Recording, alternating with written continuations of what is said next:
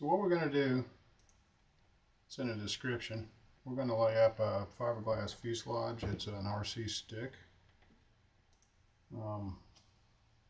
It's probably as simple as it gets. I've experimented with like 4 or 5 different iterations here with this fiberglass, so I've pretty much narrowed it down to this 3.2 ounce style 120. I think it's going to give me what I need for this RC stick. Now, the first one I laid up, it was a little heavy. This glass was, I don't know, I think it's probably anywhere from like 4 to 6 ounces. So there's probably, after all the layers, it's probably 10 ounces, but then I've got extra glass down here where the landing gear is going to mount. And it's a boat anchor. So for an RC fuselage, it's good. I mean, for touch and goes and sport flying. So this was an old fuselage I got from Larry. He's in the club, RC club anyway. So this fuselage, it probably dates back, I don't know, probably goes back 30 years or so. It's called the Fun One. And it's something they made years ago. This was for an IC. I don't think they had electric back then, but there's a little platform in here so you can put a pilot in there and a cockpit and cut this open out. I'll cut this out to open it up. So after looking at this fuselage, which was a sport airplane, these are comparable. You know, it's all as far as the weight goes. I weighed this. I can't remember what it was, but it's under the same classification as far as weight, or, you know, sport fuselages. Now, I've also got in a box somewhere, it's a fuselage from an RC pattern plane back when pattern used to be a 60 size tune pipe deal, you know. And that fuselage is heavy, which, fast forward to today, when we get into these airplanes that we're flying in control line precision aerobatics, they got to be light. So that's where I'm at today. I started out with a heavy fuse, which is what you saw, and then I went to something a little bit lighter. Okay, I pulled back a little bit on material, and then of course I put some carbon here, and this was put in there for torsional rigidity, just to see what I'd gain, and it did help. So this is the second iteration. Now the third iteration, okay, I took some glass cloth, and this is heavy too. But what I did in a few places, when I laid this up, I laid it up with some overlap. So this isn't one piece of glass, it's glass and then glass. But then when you continue on with the next layer of glass, you overlap it. And what that does, that overlap, it sort of gives you a former in there. So these are my testing calipers here. So I take it, you know, just by feeling the airplane, how soft it is in certain places where I need the strength and the weight of it. So all 3 of these are too heavy for control line. When you get into control line precision aerobatics, you're going to have to go with probably a 1.2 to 1.5 ounce glass with a core material and more glass. Joe Daly did a video, and he's got the whole sequence of him building this airplane. So when you get to that point, you're doing the light glass, the core material, more glass, and then you're vacuum bagging it. You could do that on this, but it's probably a waste of time. I think for these control line sport airplanes.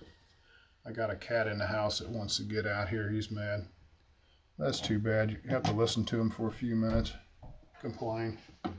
One of the things you find out when you start laying these parts up, you inspect them, you look at them, and you weigh them, and you find out basically where you're going to have the strength at. Obviously the gear up around the nose, certain places.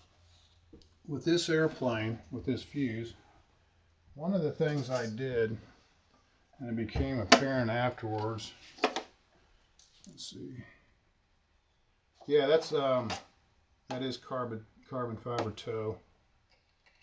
Core material is foam, yeah. I need to find a lightweight foam that's really dense. And then I need to find something that can conform a little bit. If anybody has any ideas, I'd be glad to hear them. Balsa wood's good. If you have too much of a complex shape, I think you got to preform it. You know, if you have some really big curves. So yeah, I'm not to the core stage yet, but I'm getting close. This stab here, when I laid this up, it's one layer of glass right up here, but then I added a little bit of extra out here that was lighter weight.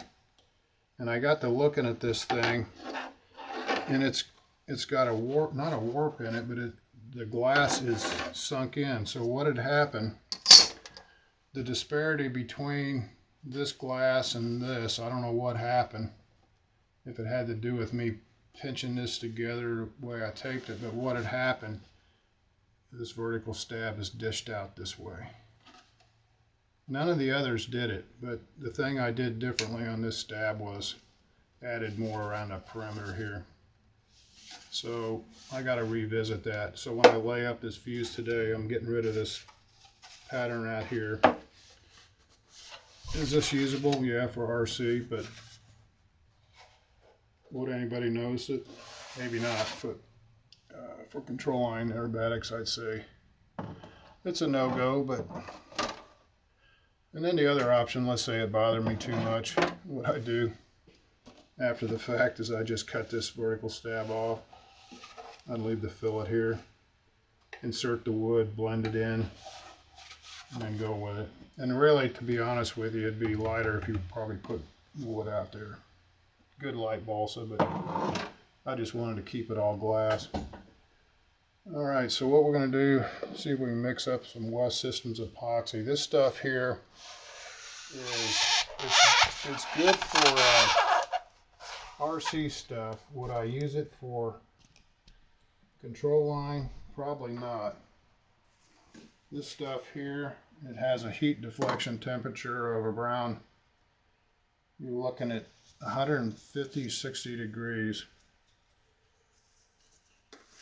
And it's probably adequate, but it's right there. It's really marginal. For my liking, it works, but if I was going to control line stunner, I'd go with the high temp resin. RC stuff, sport planes, it's a proven resin. Guys have used it, haven't had any trouble with it. This is a, I'll show you real quick. This is a fuselage that was laid up last night. And I don't know if you can see it or not, but this fuselage was 3 layers, and I put a little bit out in the perimeter here. So we'll see. I got to pull this out. I haven't tested the flexibility of it yet. This is the first fuselage I've laid up with this style of cloth. One of the things I do with this West Systems, okay, on this hardener pump, if you push down ever so slightly, like right there, you get some air. I let the air come out a little bit. There's a couple drips plus the air. Then I go ahead and press the full stroke to get what I think should be right. Every once in a while, you probably should calibrate. You should actually take a pump of resin and hardener and see if it matches the correct ratio. 5 to 1 weight or volume. So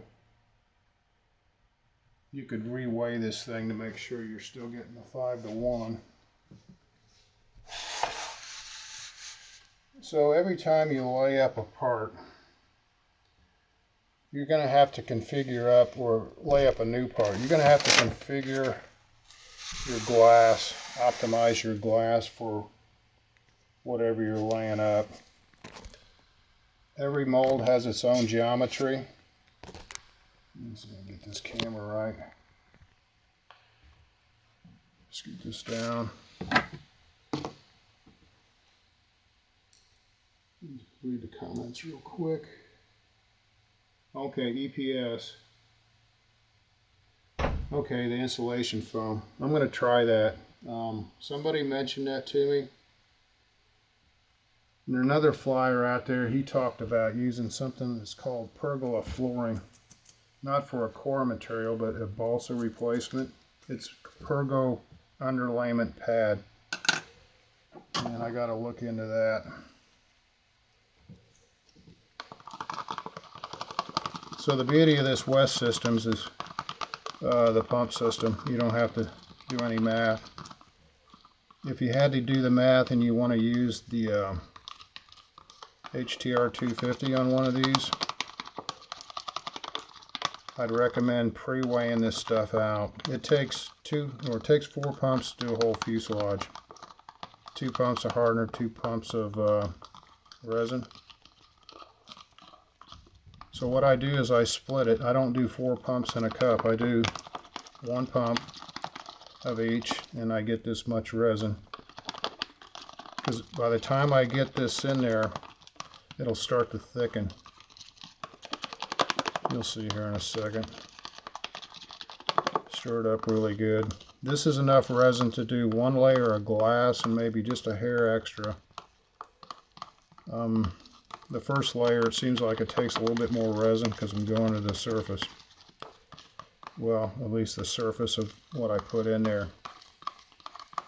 The mold is prepped with multiple coats of wax, and then it's prepped with PVA. It's sprayed in. And then once the PVA is sprayed in, I put a really fine gel coat for pinholes.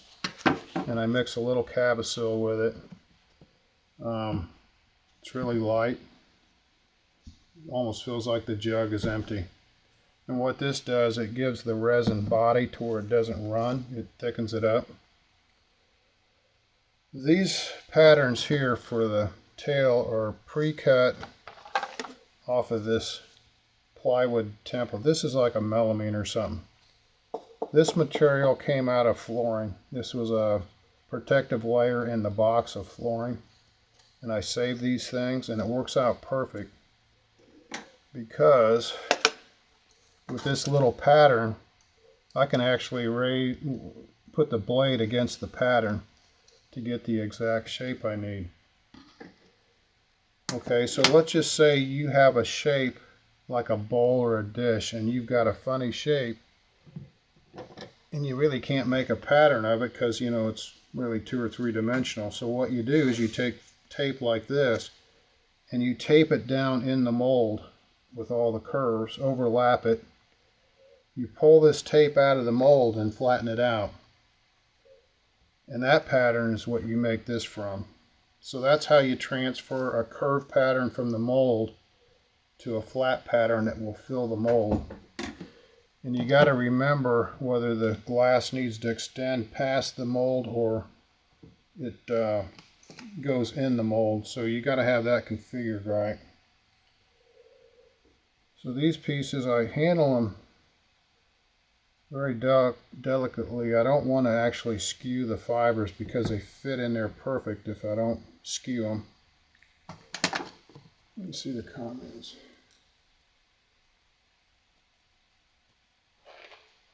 No, this mold, I'll tell you real quick here. The mold was made off of a plug. And let me show you the plug real quick. The plug was carved out of this foam you're talking about, the Home Depot insulation foam. This is an old mold, or old plug, and I decided to make a mold from it. Let's see here. Okay, so this was 2 pieces of styrofoam glued together with 3M77. I glued 2 pieces together so I could get my center line. I always had a reference of the center line. This is glued on, it's balsa wood, and then I used, I can't even remember what it was now, not epoxylite, but superfill, you know, for the fill, it's got it all. And then I glassed this multiple times in auto body filler primer, sanded the primer down, and I can't remember if I put a clear coat on it or not. But it's imperative when you go from a primer to actually laying up this mold that you use PVA, because the epoxy will stick to automotive primer. So you got to really wax it, and then you actually have to PVA it. If you skip the PVA on something like that, you're really taking a chance of sticking a mold. It would be what they call a catastrophic mold lockup. So the PVA and the wax are really important. The other tip is when you get a cup like this and you're not sure if you've actually mixed down in the corner, I take this brush, acid brush, and I stir the last little bit that might be in the corner, and I go across the bottom, and that basically assures me that I've gotten down in all the crevices. You got a good mix. So I'm going to brush in a liberal coat of epoxy. Don't worry about it getting too thick. If you're vacuum bagging, the bleeder and breather will suck it out, or if you're doing a hand layup, don't be afraid to actually go back with paper towel and suck up some of the excess resin. If you see it puddling or you've got a resin rich area, just take some paper towel, or there's been people that use toilet paper watered up. Okay, so I got a liberal coat. So if there's too much resin in this coat, it doesn't really matter because it's going to be sopped up with the next layer of glass. I start it down up there to where I get it positioned.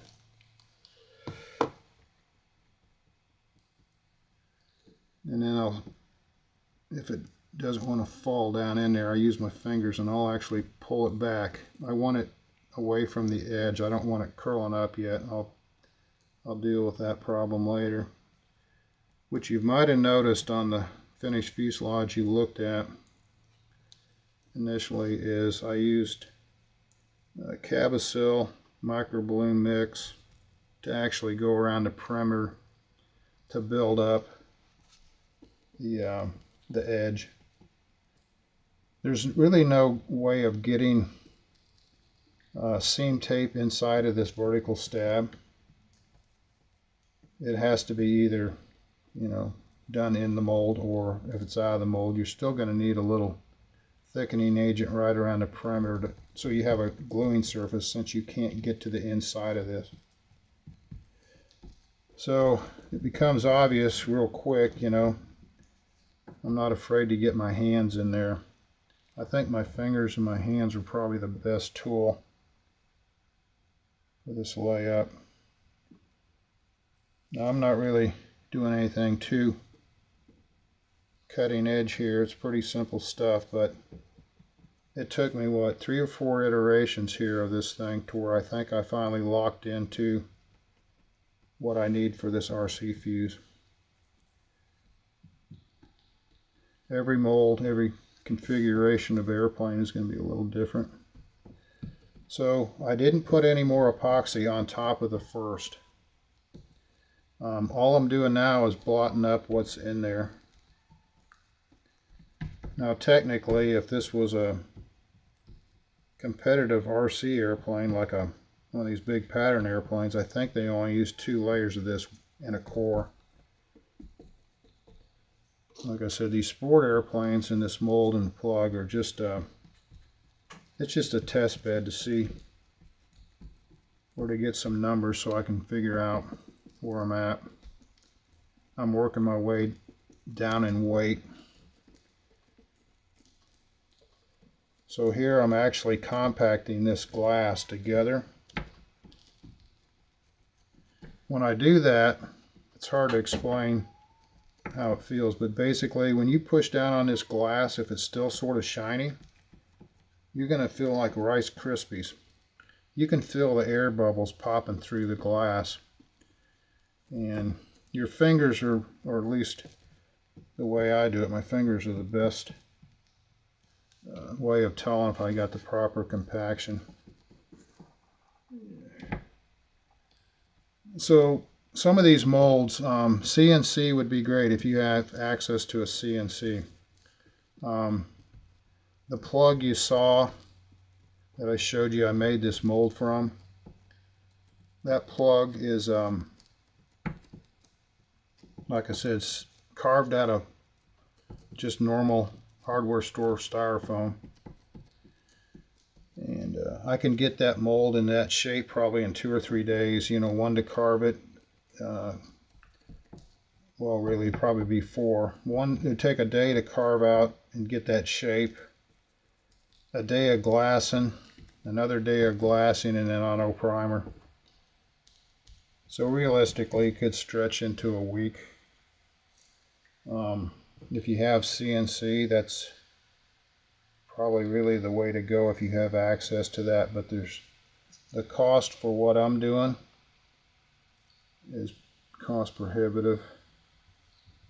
So I'm not anti-CNC, I'm pro CNC and all these different methods that are cutting edge.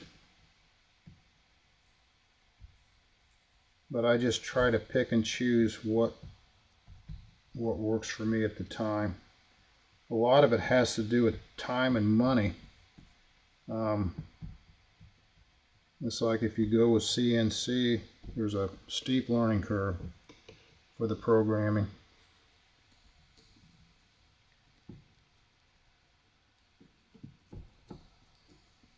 But my skill set is actually hand carving, pulling stuff out of thin air with a sanding block, and it's enjoyable to me.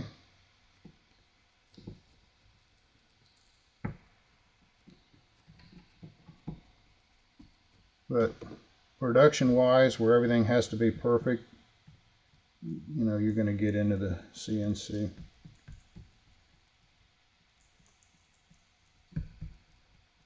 So this style of cloth, it's very conformable. I was able to bunch it up a little bit here. It seemed like it was stretched out. I'm able to actually work it into this spot really easy, right in here. Now this is my 3rd layer. I'll put a little bit more glass in, a little bit more resin right in here where it's sort of dry. I've laid these up without putting a wet coat in first and without even a surface coat. And there's pinholes, but if you're going to lay the primer on it good and thick, you don't worry about it. This glass is actually it's a BGF. This glass was purchased out of Freeman. 3.2, I think, style 120. Freeman manufacturer sells it. Or Fiberglass warehouse, Fiberglass site. There's a lot of them. Freeman was my choice because I bought the whole roll. If you need a yard or two, Freeman will do it, but you can go to the smaller sites. Let's see.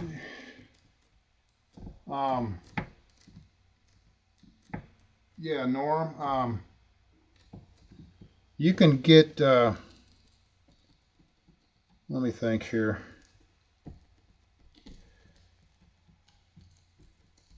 Are you a Pampa member? Are you a member of the Precision Aerobatic Model Pilots Association? I'm trying to figure out how I can get a hold of you. What you can also do, you can get on my YouTube channel and or like Instagram. I got Winship Models on Instagram and or Instant Messenger. You can contact me that way. I just got up on the wing saddle. It's able to conform, believe it or not. I reckon.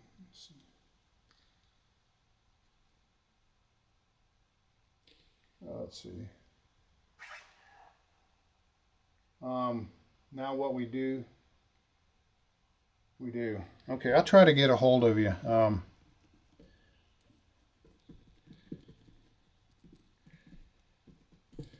So I just go through here. I tack it down to where this glass isn't moving. It's laying where I want it, and I'm not really concerned about making it perfect right now. I just want to make sure it's configured right. And then what I'll do when it comes time to get the rest, I'll pull this back, and I'll continue to wet out the front of it here. The only time on this glass work I need to cut darts in it is up here around the nose. And then also the wing saddle. Now from when I started to right now, this resin has gotten thicker. So it went from sort of watery to more like a light honey consistency. And that's why I only mix 1 cup at a time. I start to lose the viscosity in this resin. Now up here, I'll come in here and make a cut to get rid of all this excess.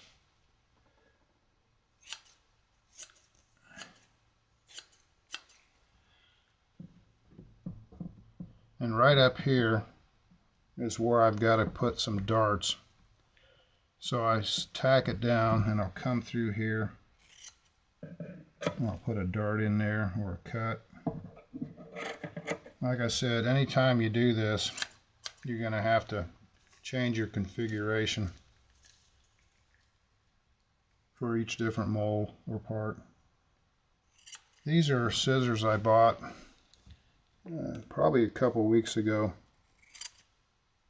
and if you'll notice, see how they've got a bend to them.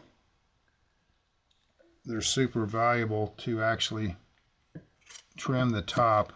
On a straight pair of scissors, let's say I needed to cut this here, these here have got that angle where I can lay the scissors flat and keep my hand away from the mold like that. Now back here, there's not much of an overlap. I'm going to put more glass back here to actually connect those 2 laminates. You never know how strong something is till it crashes, but every crash I've seen, full scale or model, the tail always survives. And if it, obviously doesn't survive, but it's a lot more intact than any other part of the plane. I think the only time you really need a lot of strength back right in here is rigidity to keep it to where it's not flexing. Flight loads, torsional rigidity. Yeah. So by that dart, I'm able to actually let that glass conform. And let's say you get it down and it's just not going. Even after you dart it, pull it back up and do what you have to do, because once this is in the mold, if it hasn't really, even though it's sort of gummy, you're better off fixing it at the gummy stage than you are the wet, or the dry stage, trying to fix a problem. Pull it back and revisit the problem. You can maneuver this around a little bit until it gets close to the B stage. It's right there. I had to cut it a little bit deeper because down at the bottom of that dart, it didn't want to conform to that curve. So right now it's good. And let's just say up here at the nose, let's say you got a little pucker problem, just put a little dart there, and allows that to come around a little bit better. So I try to make sure this is completely wet out. There might be a couple places that are just a little dry, and if there's a little bit extra resin at this point, don't worry about it, because you're going to put another layer of cloth in here.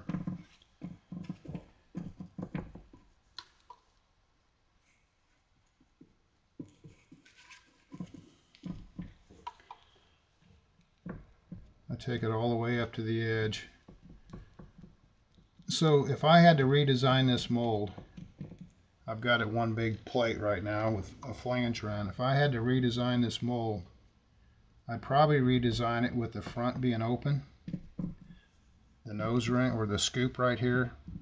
So the mold would be open and this wing saddle would be open.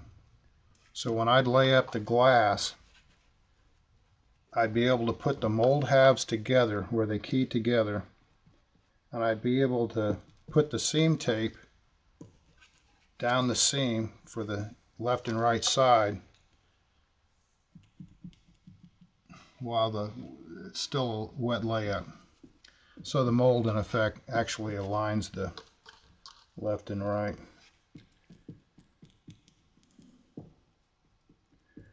So what I'll do,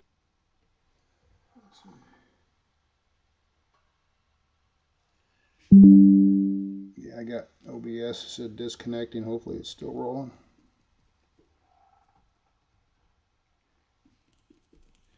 Yeah, when you start streaming or even uploads, you get into these issues.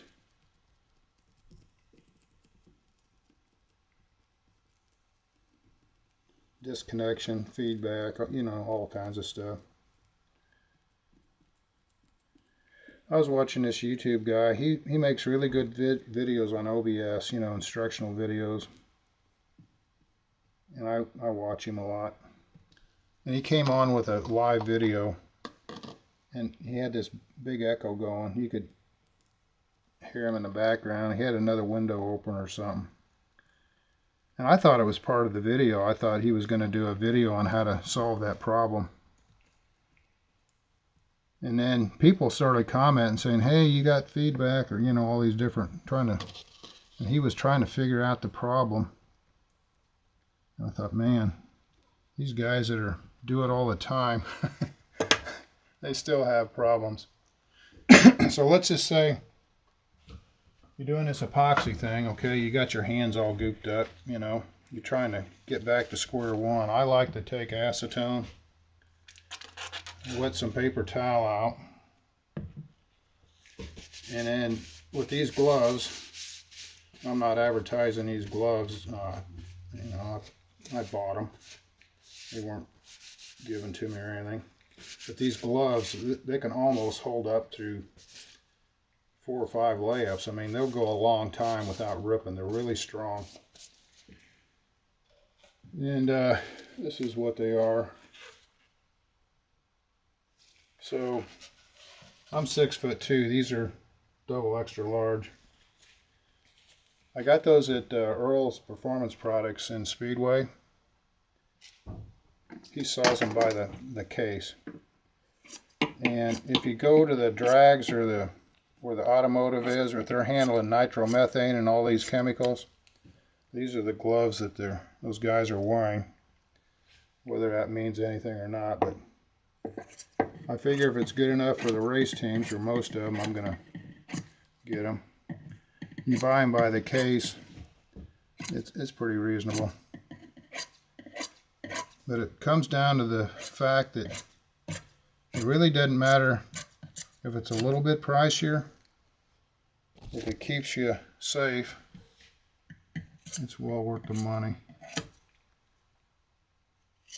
Some of this stuff, and a little lax on that doesn't have anything to do with, you know, safety, maybe an irritant or whatever, but epoxy, you get sensitized to it if you don't protect yourself from it.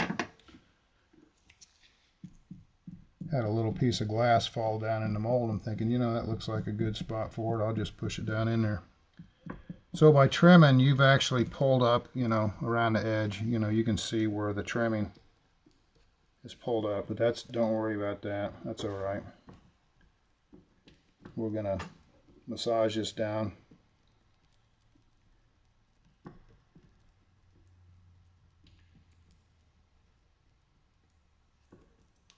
before I go to the next layup, I try to get it to where everything's laying down nice.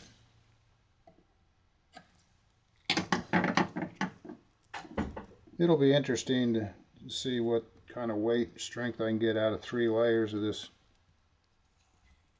cloth. I think it'll be perfect for this airplane, for an RC stick sports plane. This is about as good as I'm going to get it. Now up here I've got puddles, but that doesn't really matter at this point. So what I'm going to do, I'm going to go over here with the same cup, and I've never had any problems doing this, and I'm going to actually mix up some more West Systems in the same cup.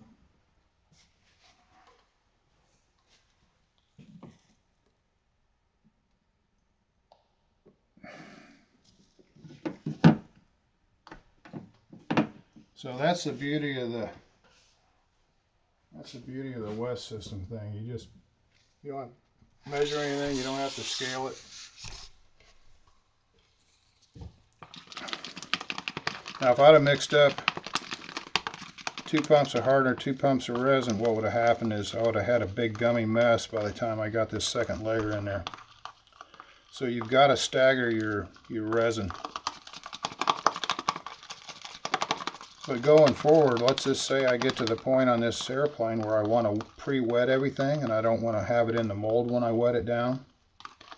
You'd lay this glass on a piece of plastic and you'd wet it out all at once with a squeegee.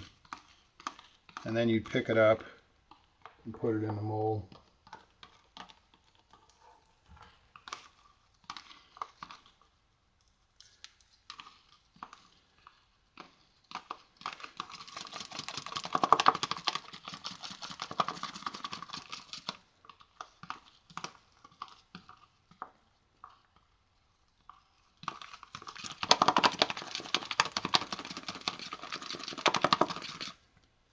That's pretty good.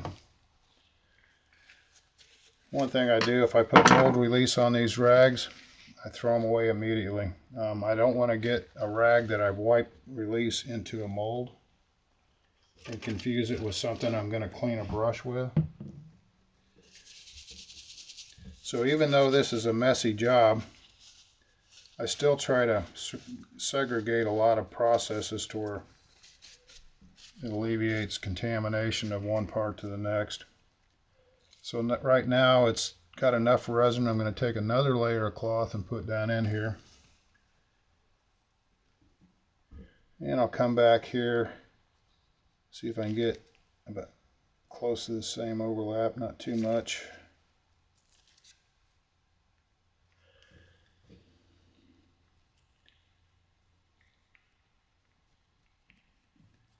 So no need to brush more resin into the mold at this point.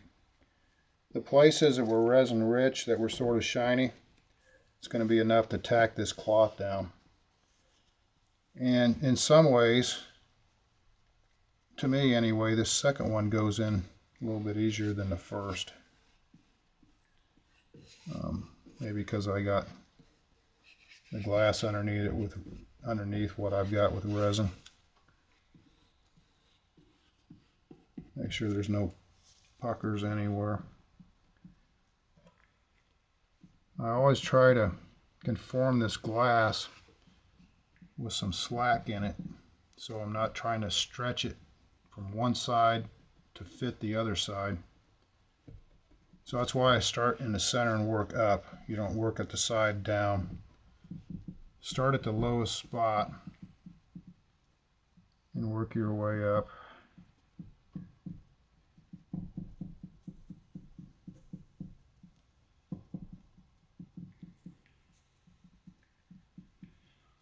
You know, the beauty of this whole thing is it's whatever shape you want, as long as you got the draft angle. You can make your plug and come up with your own design, your own ideas. It's almost unlimited.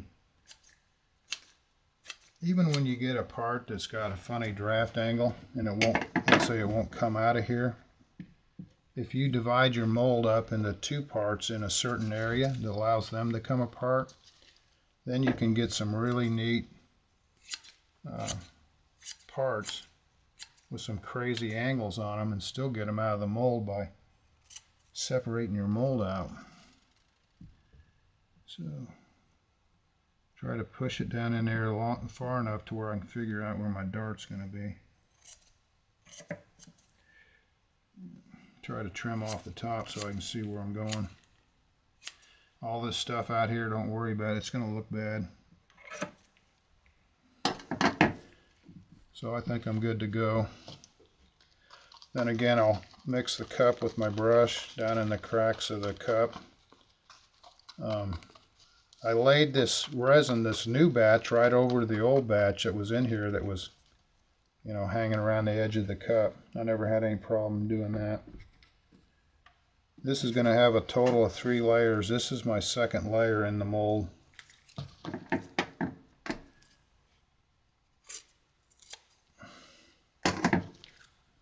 That was a problem spot right there, so I dart it. When you start laying up these parts, you'll lay up one part and then you'll look at it out of the mold and you'll make an evaluation. You'll figure out real quick what needs to be changed. After this is my 5th iteration out of this mold, and I can see patterns of things that each mold, each iteration had the same problem. So I keep eliminating them as I go. By the time I get to the 6th one, they'll be perfect, or as close as I can get them.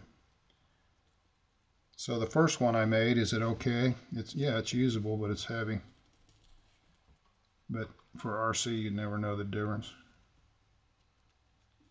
So just keep working myself down to a lower weight. And I mentioned at the beginning of the video, Joe Daly on the YouTube channel, he's actually laying up a stunner, control line stunner, and he's using the West Systems, and he's got the whole thing, all the way from, you know, laying up the mold to putting the airplane together, aligning everything. And this is an airplane he actually took to the Nats and flew. And there's a lot of good information. So hopefully I can get it to that level.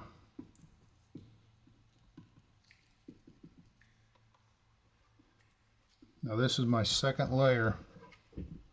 I'm not too worried about oversaturating it because I'm going to actually go through here with a paper towel and sup up all the excess. One of the things you'll notice when you start putting this epoxy in the mold on the glass, it doesn't wet out right away. It's not like water.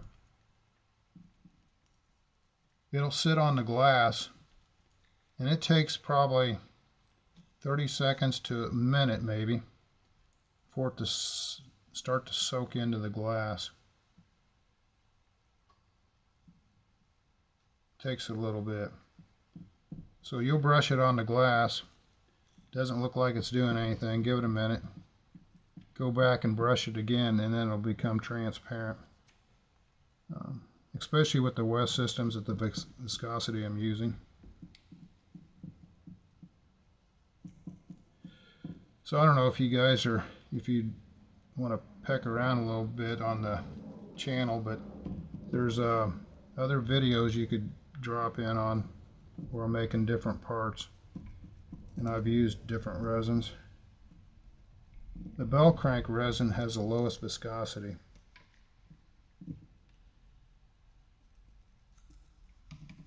It's EPON 815, and resin services HTR 386 curing agent. And basically that takes that resin down in viscosity like it would be something you'd use in a vacuum assisted resin transfer molding process. So as it becomes obvious, you can go pretty fast here. When you start getting all this nip and tuck stuff, you can waste a lot of time on these little areas of a mold.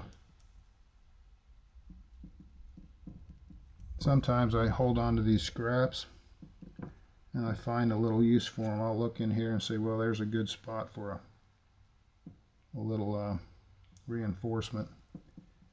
Going forward, once I evaluate this cloth, I'll go through there and make 100% of all my little templates and darts and whatever. So everything will be pre-cut exactly the way I want it.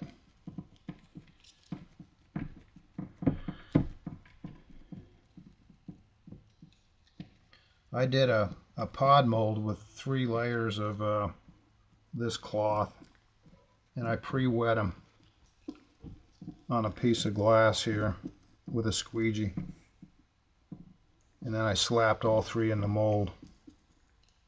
It was a little bit of work. I'm not sure it was worth it. I mean, I was able to get super compaction by hand laying, by pre-wetting it with a squeegee, because you're pulling the squeegee on a flat surface on all this glass.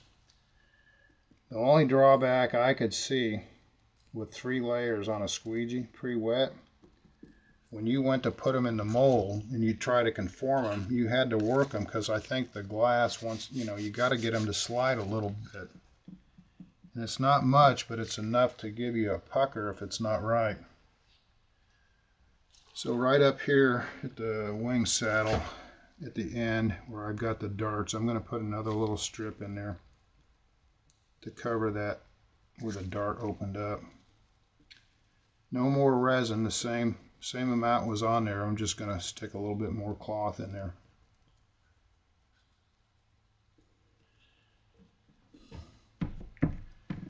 So now that this is down, it looks like it's fully wet. I'm going to take my fingers on some shiny areas and compress it a little bit.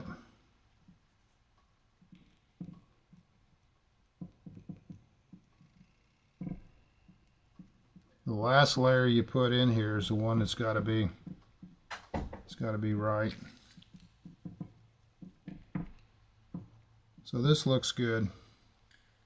One more layer.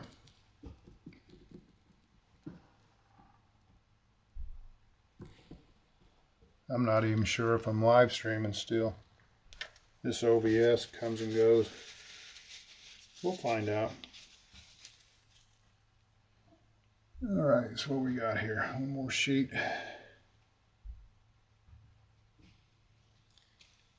I'm going to come in here about where the other one was. I'm going to extend it a little bit past. Not much. I'm going to pull it. I don't want the overlap right where the other one was exactly. I'm going to have to cut right here a little bit, but I want to overlap that seam from the previous. After looking at this part when it comes out of the mold, I'll determine if I can get away with 2 layers instead of 3. And what I think might happen is I can do 2 layers, then I can do strips like where formers are if I need extra rigidity. But the beauty of this whole process, once you get the mold, you can change up what you put in it. That's the neat thing of the whole process. You can evaluate it and change it. Let's see where we're at here. I don't want to cut it too short. I've cut it short before. Forgot where I was at. Cut it a little long to begin with. So all these cutoffs here, especially that size, I'll always save them because they make good material pieces for rudders or wheel pants or other parts.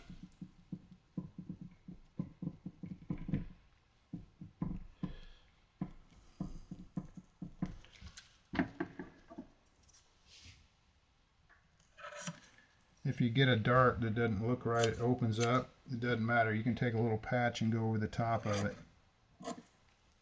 So don't get too worried about it at this stage. Once it B stages and starts to harden, you're pretty much locked into what you got.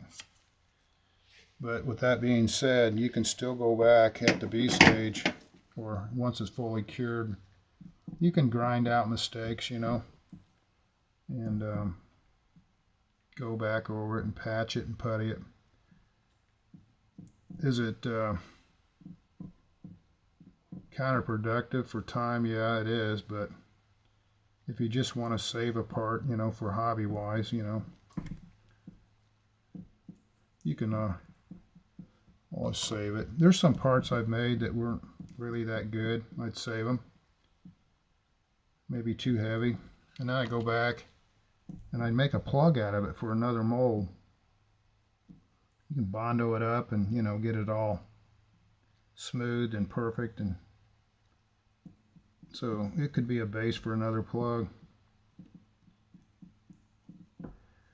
Yeah, these curves up here, it's like a lot of time getting all that in there right.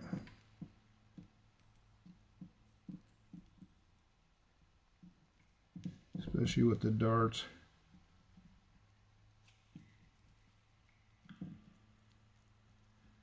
Once you get it pretty close, and just trim it. That way you can. The other thing that happens, if you don't trim this down like with a 1/4 inch or an 1/8 or whatever, when this glass starts to fall over, because it won't stay upright, especially if it's heavy, it will actually pull it away from the flange here, or the edge of the mold.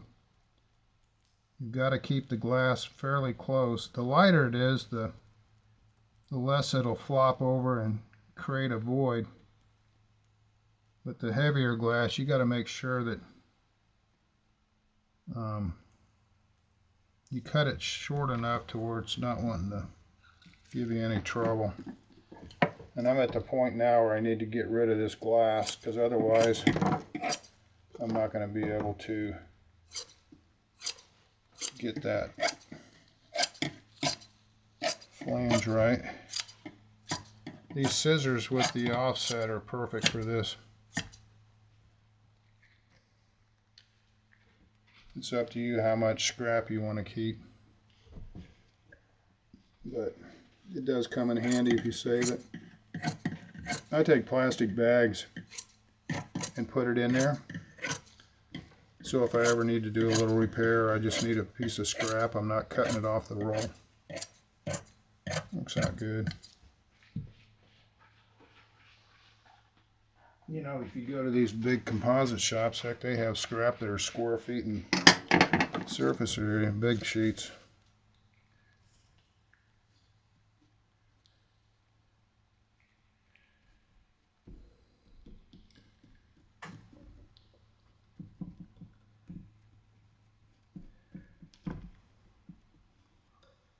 So it's getting close.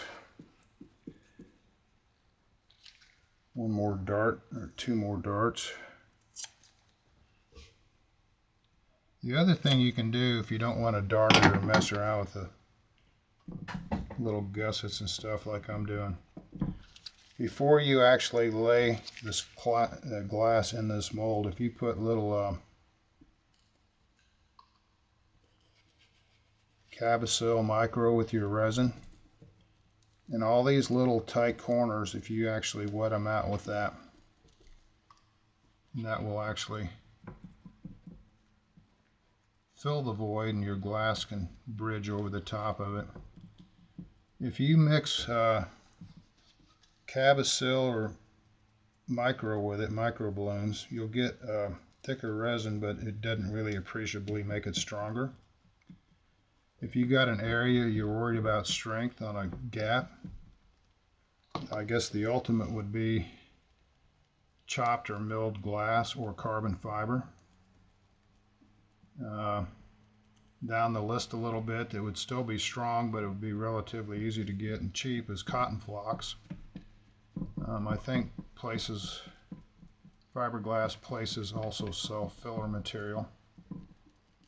in the cotton flocks, the fibers are fine enough to where it mixes like a paste, but those little cotton fibers add a little structure to your resin. So any place in here it's sort of clear, or sort of non-wet, sort of shiny. You still see the glass. I go over it a little bit more resin.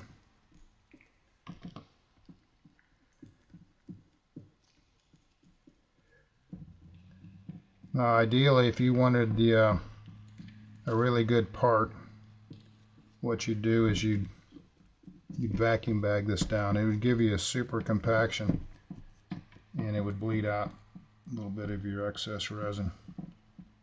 Now for some reason I've got this stretched out pretty good here, but right in here I've got this little part that didn't want to lay flat. If I can't actually work that out, I'd put another dart in there. I wouldn't fight it. See how I'm able to keep working it. I just work it over here to this joint. This glass is pretty forgiving. It's sort of velvety. It's hard to explain, but the weave, if I get it, it's a tight weave. They call it style 120, and you're able to skew it around quite a bit. The other trick is, let's say you get an open weave and you're doing small parts like this. I'll show you real quick here on a piece. Let me cut a piece here. Okay, so here's a strip. Okay, the glass is pretty much the way I cut it. If you want to skew it or make it a tighter weave, you grab the opposite corners and you pull it. And as you can see how it's getting narrower. So what you've done is you've closed up the weave and you made it tighter. And not only that, you've biased you've got the weave on a 45 instead of a 0.90 or whatever you call it.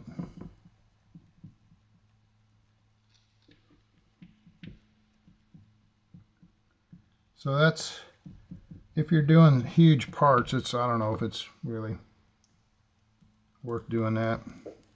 Might get you in trouble. But I'll tell you what, for hobby stuff,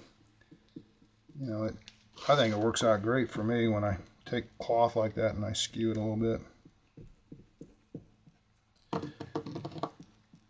It'll be interesting to go back and watch this video and see if I'm talking to nothing here.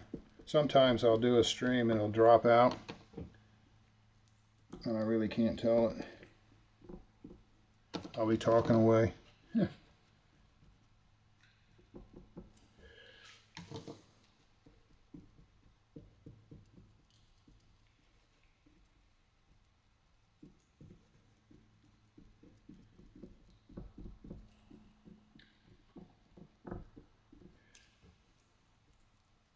See, right in here it seemed like it was need to be stretched out a little bit. Don't be afraid to take your fingers or brush and move this stuff around to get where you want to go. So I'm trying to cut that back because right here this glass didn't want to go around that corner, so I just cut it away.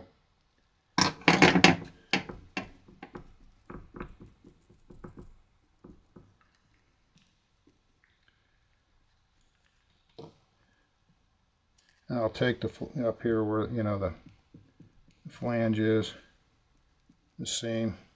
I'll make sure I get that good and wet.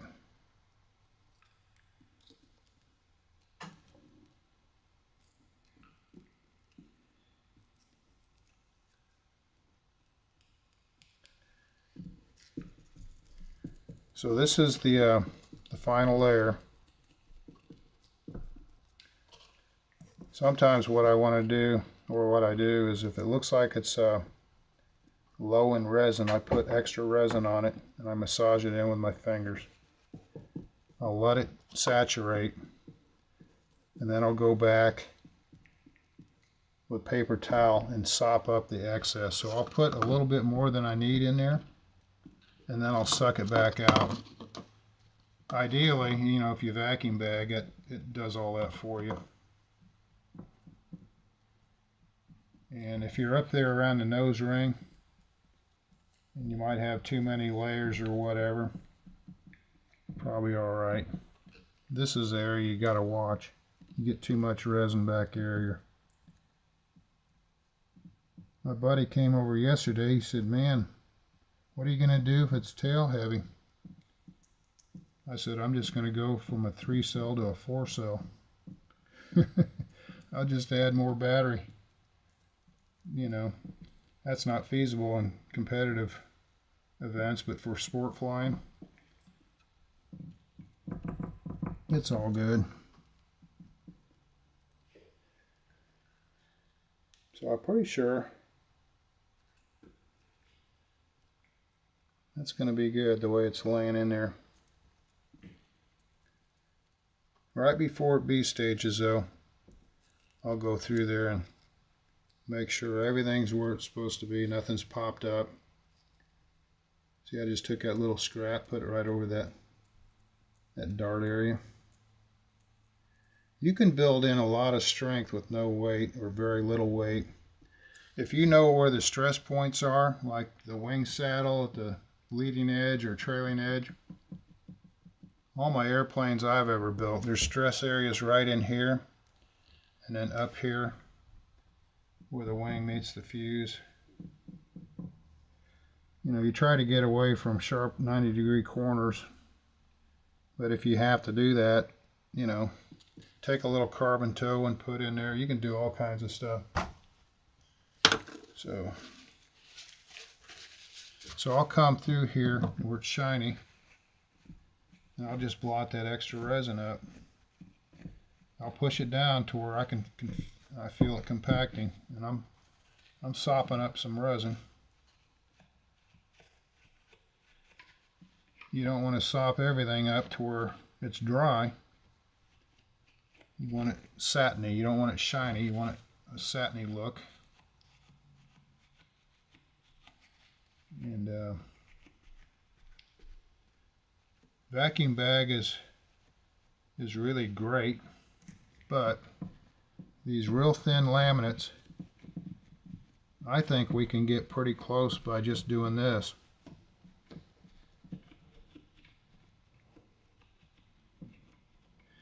And let's say you get the fuselage halves together and, you know, comes time to mount the landing gear or something. It's like, I don't know, it still seems a little thin.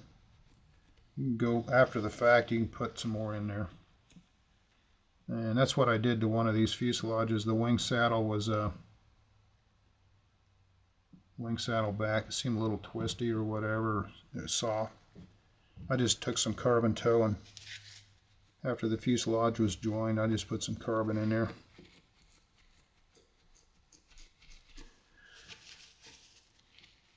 So the West Systems 105 and what is it, 207, I can't remember over there, I'll look at it, but it acts a lot like in viscosity and cure time, like HTR 250.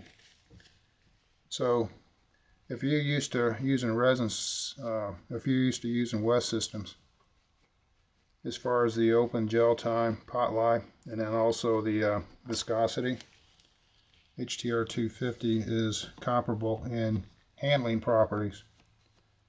And that's pretty much where it ends. The 250 will take you up in a lot higher temp.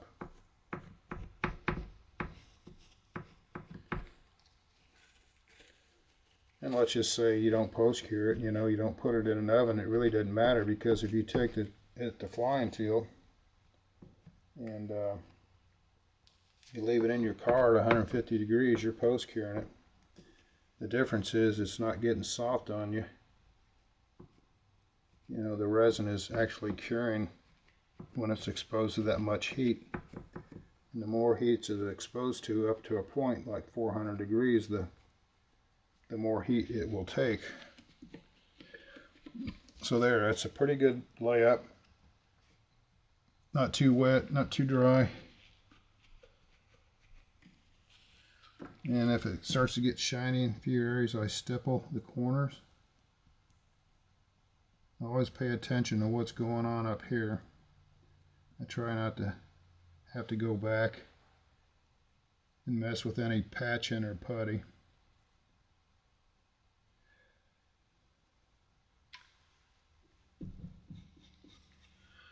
And this cloth, it's there's something about it where it's, I don't know, it's nice to work with. It conforms well. It's the perfect cloth for stuff like this, in my opinion, RC. It might be too heavy for the control line stuff, but for what we're doing, I think it's really good. This right in here, it's pulled back a little bit. I'm going to put another little strip across here. What I'm going to do, probably off camera, is mix up some Cavasil, make it sort of like a mayonnaise consistency, and I'm going to run it around the perimeter of this vertical stab. It'll overlap it. One of the things I'm going to do going forward, since basically this is a butt seam to the other side, when I put Cavasil and I build this up around the edge for a glue surface back here, since I can't seam it, I've got to sand all that down flush with this mold flange. Going forward, I'm going to put the Cavasil on a bead around it, and I'm going to lay a piece of Lexan on top of it and weight it down lightly, and that will actually smash the Cavasil so it'll be in a nice little seam, flat, without any prep work. Now some people, they actually run masking tape around the perimeter of their mold. Instead of cutting this and sanding it when it's cured like I do, which is fine, but some people say it's a lot more work, you can actually take the masking tape, which allows you to slide a razor blade when it's in the B stage. When this fiberglass cloth becomes rubbery, it's easy to cut. Same with Bondo. If you want to carve Bondo, not sand it, if you want to carve it, you wait till it cures. About a minute later, it's in that rubbery B stage, and you can just whittle it away. Same with drywall mud. If you wait a day or two and you go back, you're not going to be whittling the Bondo.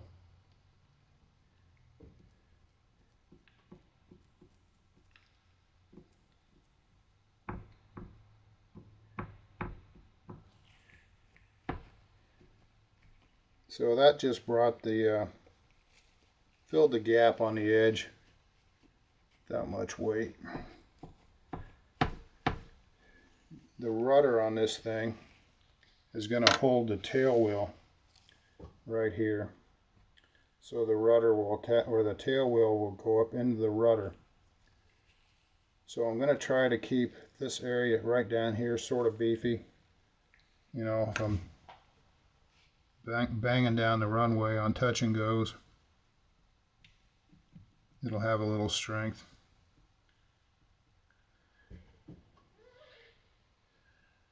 So that's about as good as it's going to get right there. Hopefully I'm still streaming. I'm going to show you something real quick.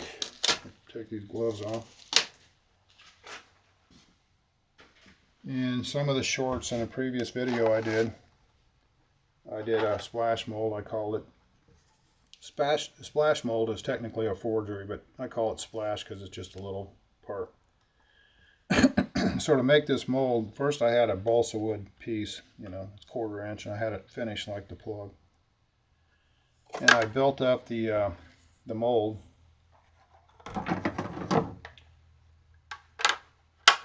So if you can just imagine this, you know, like this, to get the parting line here, which is an 1/8 inch up, because this is a 1/4 inch part, I put sheet wax around it, and then I built these little dimples here.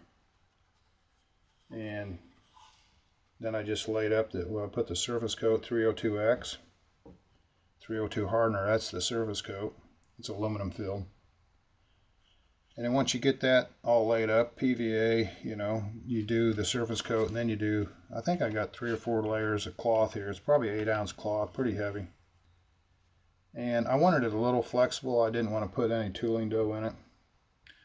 So once I pop this off the plate with the wax and everything, you're able to flex it a little bit, not much. And then that's how you get your part out. But you know, once you get this part, you know, it's all cured up. You lay it up this way, you flip it over, you re-wax it, you re-PVA it, and then you make this half, you lay this up. Same thing, it's just in reverse, the 302X hardener. And then I just went with, I don't know, 3 or 4 same glass. Try to keep it all equal. And then of course, these little bumps that are sheet wax on the original mold now become little dimples. So what that allows you to do is to key this together so it's like this. And when you clamp it together, it's in alignment, it's lined up. So this part is too heavy. I used way too much glass. I should have kept this much glass down in here where the tail wheel's going. Up in here I should have held back, but this is like a brick. And I'll probably do this later with some of this light glass. So it's sort of like the rudder here. I cut the glass to where it fit inside the perimeter, right here, okay? And I used the same type of template like this, right? And this template is designed to where the glass fits perfect. So you put some glass in there, two layers probably, and then maybe 3 or 4 back here where you need a little bit more strength because the tail wheel's there. And you do the same over here, same thing here. So none of the glass is coming out of the mold, it's all inset. And then you take the Cabosil, which not as much as I use, but you should run a bead, a Cabosil in epoxy right down here. Probably an 1/8 inch bead would be enough, just right up on that corner. And you could probably do both sides, you know, maybe it'd be okay. And then what you do, you just take the mold and then you just put it together. And it keys together, and all the Cabosil that was, you know, right there, it oozes into the part and it oozes out. So when you pop this out of the mold, you're going to see probably a 1/2 inch of Cabosil and resin squeeze out over here. And that's flashing. You just peel that off your part. But that's how easy that is. You know, the draft angle, you know, was set up to where, you know, this is a 45 or a little bit steeper than that. So you split it right down the center of that. And of course, the radius here, you split that in half with the sheet wax. It just so happened that the part was 1/8 inch or a 1/4 inch part, and I had 1/8 inch sheet wax. So that's how I built up the parting board. I didn't drop this into a parting board. I set this flat on a plate glass, and then I built it up halfway with sheet wax, since it was so simple. So basically, hope that makes sense. I'd love to be able to do a high performance carbon fiber flap. See how light I could get it, get some rigidity out of it. But the purpose of all this Mickey Mouse stuff here is to actually get to a point where I can refine it so I can do some controlling aerobatic stuff. But I'll do this off camera. What I'm going to do now is mix up another batch of that, and I'm going to put some Cabosil in it. This stuff's relatively cheap. You can get a gallon of this for 20 bucks on eBay, I believe, 25. If you got a local composite shop, fiberglass, boat repair, or anything, take a jug in there and be real nice and see if they'll sell you a gallon. Really cheap. I'll go back and put some Cabosil back here. I'm going to try to be a little bit neater than I have been on past parts, since I'm working my way towards a decent weight. And then probably try to do a stream sometime where I'm pulling this out of the mold. So I hope you enjoyed it. It's pretty boring, but I threw in a lot of details in there, a lot of stuff to think about. So let's see if I can get a close up for you.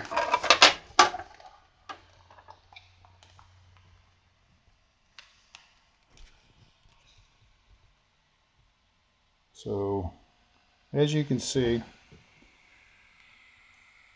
it's got a satiny look to it,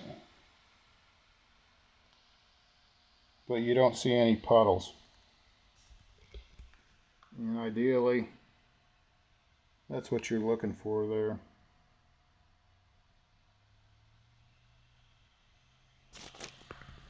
Alrighty, I'll shut her down, shut this computer down.